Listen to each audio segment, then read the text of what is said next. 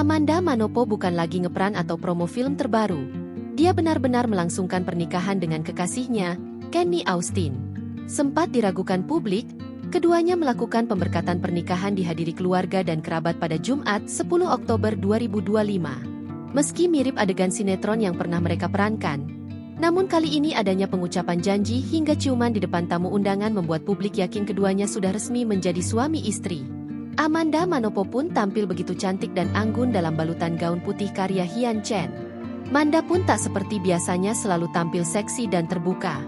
Khusus pemberkatan pernikahan, dia memilih gaun yang cukup tertutup bahkan dengan lengan panjang. Sayangnya penampilannya menuai kritik karena gaya rambut yang dipilihnya ketika pemberkatan.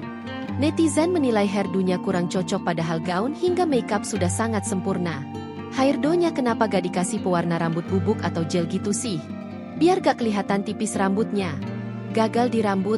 Maaf asa kurang sreg tapi makeupnya bagus. Komentar netizen.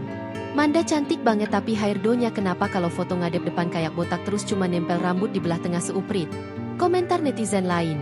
Bahkan netizen menyebut gaya rambut Amanda Manopo lebih bagus saat foto prewedding yang disebar 1 hari sebelum pernikahan.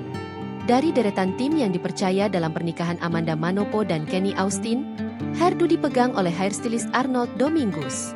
Sosok Arnold bukan orang baru. Dia kerap menjadi hairstylist sejumlah artis ternama, termasuk Luna Maya, Ayu Dewi hingga BCL.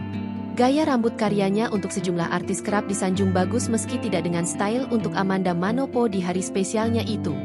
Dicap ngaco oleh netizen karena membuat style rambut Amanda seperti itu, Arnold belum memberikan penjelasan. Download Tribun X sekarang. Menghadirkan lokal menjadi Indonesia.